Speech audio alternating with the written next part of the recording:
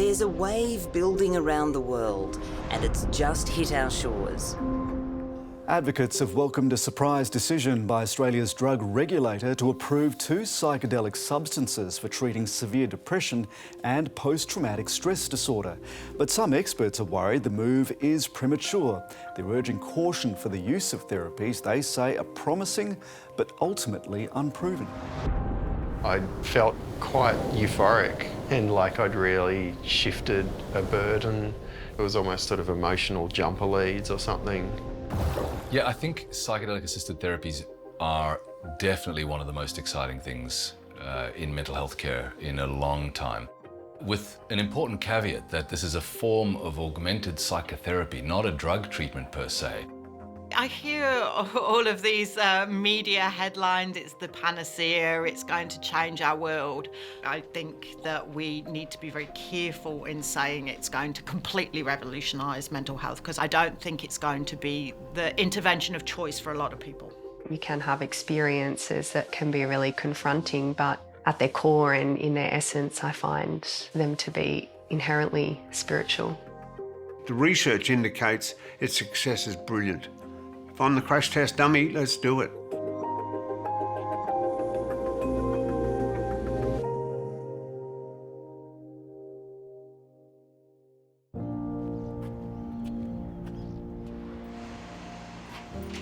Roger is a Vietnam veteran. So about 20 years ago, I was diagnosed with PTSD, depression and anxiety, or depression with anxiety.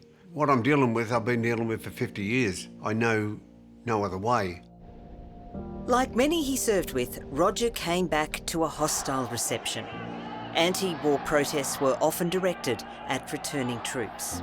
It was not a good time to be an ex-serviceman in the early 70s.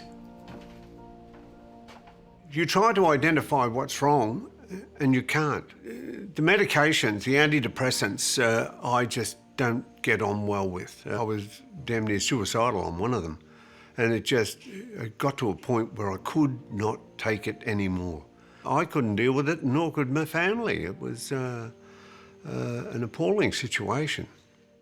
Now, he's hoping to be among the first in Australia to legally undergo psychedelic-assisted psychotherapy outside a clinical trial. Let's give this a crack and let's see what happens as a result of this, and I'm quite looking forward to it. But many people haven't waited for the official go-ahead. Gabrielle is an accountant, the treasurer of the Australian Psychedelic Society, and is studying plant medicine. I have a really big passion for psychedelics and how they can help reconnect us to ourselves. A lot of it came from my interest in plant medicine, and I'd been seeing psychologists for a while, and I still was walking through life feeling like there was a puzzle piece that I hadn't yet been able to put into place. Gabrielle began experimenting with psychedelics on her journey to deal with her troubled past. My most recent, and I would say profound, experience with psychedelic medicine would have been with ayahuasca. Ayahuasca is a plant-based psychedelic from the Amazon basin. My mum had me very young, and she had a really rough upbringing, had a lot of trauma, and we had a really chaotic life. I was wanting to heal what I felt was a domino effect of generational or ancestral trauma, so that when I have children, I don't pass that on to them. My mum and I hadn't spoken for at least 10 years, and so my point of doing the medicine was to delve into that in order to release it. Gabrielle made contact with an illegal underground ayahuasca practitioner she trusted. What I found was the very first thing that came up was my mum, and it was just as simple as I could feel my mum giving me a hug. The term psychedelic refers to a broad class of compounds. They derive from plant, animal, fungi, and synthetic sources. And these compounds produce dramatic altered states of consciousness that seem to occasion very different perspectives on yourself or the world, new views on old problems. And psychedelic science isn't new. From the very beginnings of unrecorded time, men have reached for substances in the world around them that would alter, extend, and materially change their perception of reality. In the 1940s, scientist Albert Hofmann stumbled upon the psychedelic properties of LSD. The 1950s and 60s that followed were the golden era of psychedelics. Their unique ability to create spiritual experiences and their mind-opening properties made them incredibly appealing. I'd heard it makes you not only closer with yourself, but with everybody, this sort of love, peace type thing. Scientists for the first time were investigating these substances as potentially useful medicines, and they were showing great promise in treating everything from addiction to depression. But as recreational use became more widespread, horror stories of bad trips began to emerge. We've seen some kids that have had prolonged psychosis. Some of them have had severe depressions. Some have been very confused.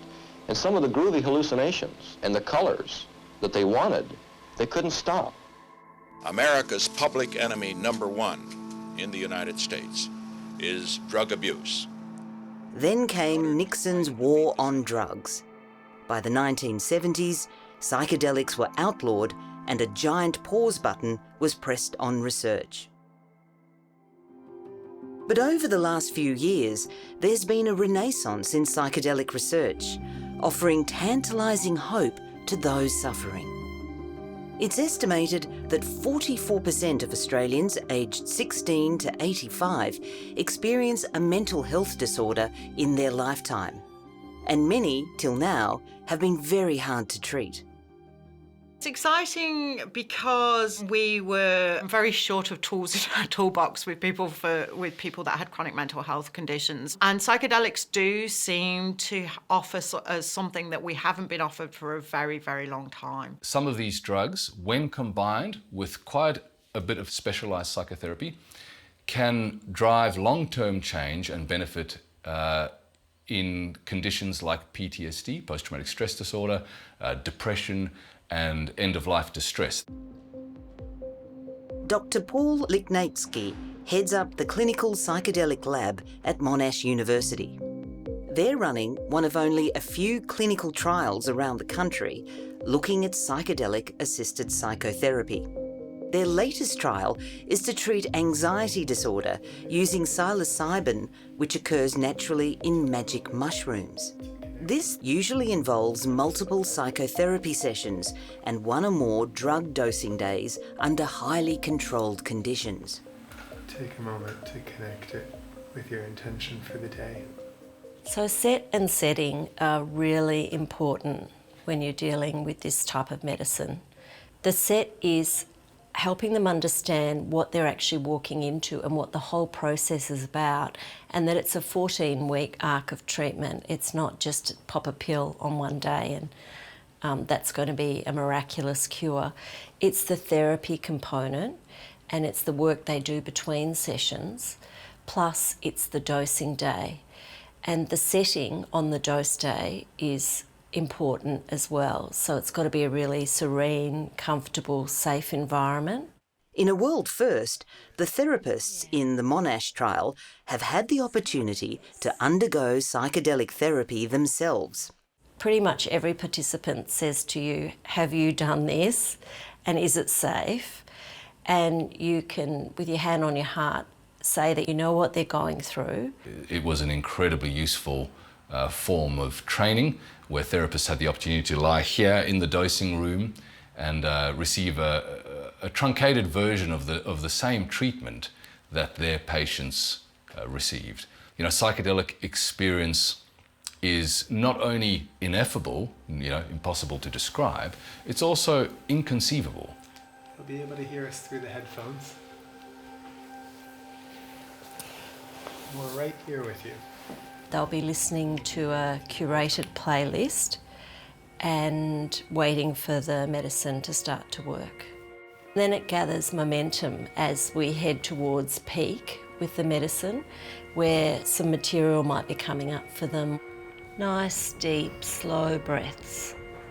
In case there's some anger or conflict or different emotions that they're dealing with, it helps them work through that kind of thing. But one of the things that we most hear is that it's been one of the most life-changing experiences that they've ever had. But until now, there has been no way of accessing this therapy legally outside a handful of clinical trials. Psychedelic science was a very small, barely known cottage industry only 5 years ago. Now everybody knows about it. So I think there's already been that massive surge in interest in psychedelics, and to date, access has been incredibly limited. So people like Tim have taken matters into their own hands. I was diagnosed in July 2015 with stage 4 metastatic prostate cancer, and the prognosis at the time was pretty grim. It was considered incurable and ultimately fatal. Initially, I felt like I probably had undiagnosed PTSD from the actual diagnosis, which I felt had been delivered quite abruptly and maybe a bit insensitively. The treatment, hormone therapy, is well known for causing mood swings and depression. And I think it was probably about 3 years post-diagnosis I really hit a low point and felt quite despairing and was, experiencing suicidal ideation and felt like I really needed to do something. I was actually driving back from a surf, listening to Radio National, and I heard the American writer Michael Pollan being interviewed about his book, How to Change Your Mind, and the study of psychedelics. That you only have to have 1 or 2 experiences that can reset you. Really? They're that efficacious, are they? They reset you. They essentially reset you. They help you break habits. He gave such a kind of in-depth account of the compelling research, particularly for terminal cancer patients, overcoming a fear of death. That was the thing that really caught my interest. So how does psychedelic-assisted psychotherapy work? The brain goes from being kind of modular, where different parts of your brain do their job and don't really communicate a lot with other parts. And under psychedelics, that process reverses. You have far more crosstalk with different parts of the brain that don't normally interact as much. People with anxiety and depression get very stuck in ruminative, depressive, sad, dysphoric thoughts. Once you're stuck in that pattern, it's very hard to imagine yourself getting out of that. So that's what the psychedelics are doing. They're allowing you opportunity to perhaps create something different, to open up some different pathways which have been closed to you for some time. And it seems to be that the psychedelic experience really enhances what we were trying to do anyway in psychotherapy. Tim tried and failed to get onto a clinical trial, so he felt he had to try the illegal path. I was prepared to break the law to find some relief from the situation I found myself in, and I guess I feel kind of vindicated by the rescheduling of those substances. Tim found an illegal underground therapist and signed up for his first session, which was to be MDMA, commonly known as ecstasy, to address his PTSD. There's a bit of a sort of pre-brief, and I'd also been sent a lot of reading material to explain the process. He asked you to bring a few keepsakes to kind of create a little sort of shrine. So I had some family photos and a little Buddha. And I lay down and just listened to the music and kind of waited for the medicine to kick in. And for me, it was a bit of a journey through my life, like all these scenes from my life. When my daughter was born, friends, old girlfriends, early family memories, and just, drifted through a bit of a kaleidoscope of images from my life. And then my intention was to go back to the moment of my diagnosis because I felt like there was a bit of post-traumatic stress from that diagnosis. And so I kind of summoned the image of being at the urologist's office and receiving my diagnosis. And under the influence, it just turned around into this overwhelming feeling of compassion for the poor urologist having to deliver this news. And I just thought, oh, you poor man, that must be awful, you know? Are you okay? And so it completely just kind of flipped things around for me, and it did release something. There was definitely a lingering and quite lasting benefit, which I think I still derive some benefit from today, 2 or 3 years on. But as Gabby's ayahuasca trip continued, it took her to some pretty dark places. And so I'm laying there thinking, I'm really confused and I feel really confronted because I feel like I'm reliving all of these memories and feeling all of these really horrible emotions and physical sensations. Well, the medicine sort of showed me that these feelings that you're going through and that you experienced weren't yours. They were actually your mum's. And this is what she went through as a girl. And in that moment, it was like this box of understanding towards my mum cracked open, and respect and compassion and just overwhelming love for her. It changed something for me. Since that, I have reconnected with Mum. We were able to sit down and catch up, and I told her about my experience, and it was a really emotional time for the both of us, but it just helped me accept, acknowledge and understand parts of her that I never would have without that experience. It was like I was carrying around this big weight on my shoulders that I didn't even know that I had, and it was just gone.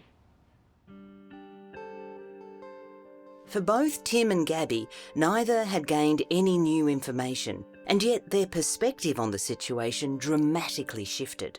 There are no two psychedelic experiences that are alike, but there are these commonalities to them. And one common feature is the sense of like a widening aperture on reality. And under psychedelics, people will often feel like they're getting a far more enlarged view of themselves or reality.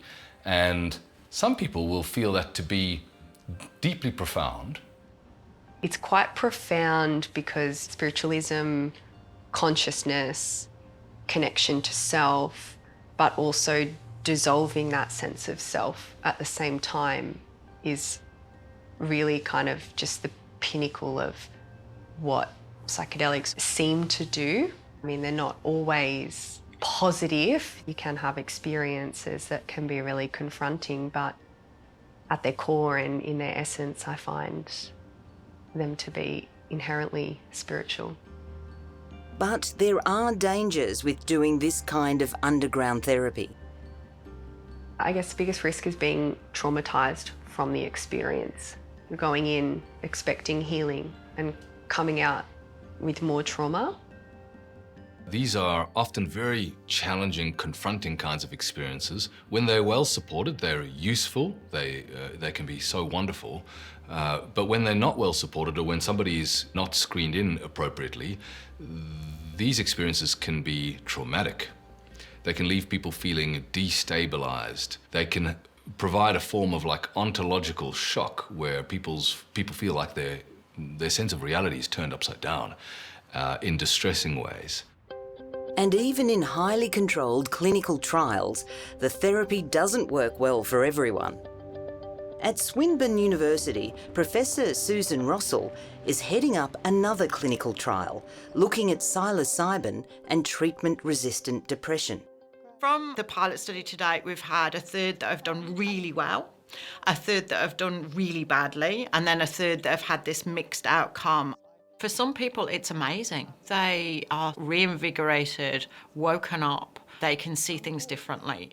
But the important thing is here that this isn't the miracle cure for some people, and finding out why it doesn't work for some people is going to be really important, because this intervention is going to be expensive. And that's a big issue. Estimates put the treatment at around $20,000 to $30,000 per person. That's because there are a lot of person hours involved in this augmented psychotherapy, and these are not very junior people. We need to work on how to subsidize the treatments for those who can't afford it, because access is a real issue, and this should not be something that remains as a fringe treatment for wealthy people. The Therapeutic Goods Administration decision to reschedule MDMA and psilocybin surprised the world, including many of the leading Australian scientists in the field. I think anyone that worked in psychedelics, assisted psychotherapy in Australia was absolutely amazed. My greatest concern is that there's been far too little time given for the workforce that is going to step forward to deliver this treatment to equip themselves to train up. The worst case scenario from the TGA decision is that research gets set back. There's people that have bad trips, there's people that commit suicide post bad trips, and it just sets everything back, and they change the legislations and make research even harder to do. However, the TGA's latest update advises strict safeguards. Psychiatrists will need to show they have the necessary training, competency, and robust evidence-based treatment protocols that appropriately control the risks to patients. After Tim's successful MDMA experience, he went back to try psilocybin, which to date has been used with great promise for end-of-life distress in clinical trials. I think I had really high expectations for psilocybin. Like, that was something I was working up to because that's what I saw as the most relevant to my situation given the research around cancer patients. But it ended up being quite a sort of mild experience. I was just seeing some pretty visuals, but I wasn't having any great epiphany. I hadn't met God. My ego hadn't kind of exploded or anything like that. It was almost a little bit of an anticlimax. One of the things I always say to people is that it isn't a miracle cure, though. You know, it really does have to work alongside the psychotherapy. The psychedelics open things up for people, and people do come out having these absolutely revolutionary kind of thinking patterns, but they've still got to work through quite a lot of often trauma in their lives or very rigid thinking patterns that have got them into the current state. So it's not we're going to take psychedelics one day and we're going to be well. It still requires quite a bit of work. Since July 2023, psilocybin and MDMA-assisted psychotherapy have become legally available. Authorised prescribers can now treat patients who have treatment-resistant depression or PTSD. Roger now feels a hope for himself and his fellow veterans that he hasn't felt for many years. So we'll get inside and I'll show you the yellow submarine. Fantastic. Roger's psychiatrist, Stuart, has bought a clinic and is in the process of going through all the stages to become an approved provider. We will have to go through a Human Research and Ethics Committee application to be authorised prescribers. That then segues with the TGA. The TGA segues with each state's pharmaceutical regulatory authority, and then we'll get permission for individual patients who've proven to be treatment resistant in whatever way that the government sets out that treatment resistant is defined. But basically you have a package of treatment and the benefits of that treatment continue for you 1 year, 3 years, 5 years, we think forever. Roger hopes the treatment will help him interact better with his loved ones. I tend to be very volatile at times, and what I'd like to get out of my life is to just be more understanding of those around me and be able to control my intolerance. I don't want to change the way I think, but I just want to be able to manage the way I react to some processes. I think Roger's a great person already, but I think you can carry your scars into lots of different relationships. The current deficits that he's carrying around that most other people wouldn't see. I think he deserves a chance to cure those problems. And when he goes back to his family, they say, "You're a much better guy for this experience." Roger is expecting to get treatment later this year. Am I on the list? According to Stuart, I'm right up there. And in that respect, I'm really looking forward to it. I would like this to be rolled out for people that it is useful for as soon as possible, but we need the research to do it. It's not for the faint of heart, or I should say it's not for the ill-prepared. It's courageous work. There is enormous promise in psychedelic-assisted therapies if we continue to do a good job of delivering the treatment well. Tim has outlived his cancer prognosis. He's still on cancer treatment, which is debilitating, but he continues to live, write and surf. Then I feel like I'm surfing, reliving the highlights from my wave riding life. But there's something else, a pride in how far I've come since the terror-filled days following my diagnosis. A powerful sense that nothing is wrong with me, that I'm whole and healthy, that cancer has loosened its grip, or at least its power over me. I'm not suggesting MDMA is a cure for cancer, but rather that it has helped cancer's long, dark shadow recede a little and left a feeling that I might at least be able to live out whatever time I have left with less fear and dread.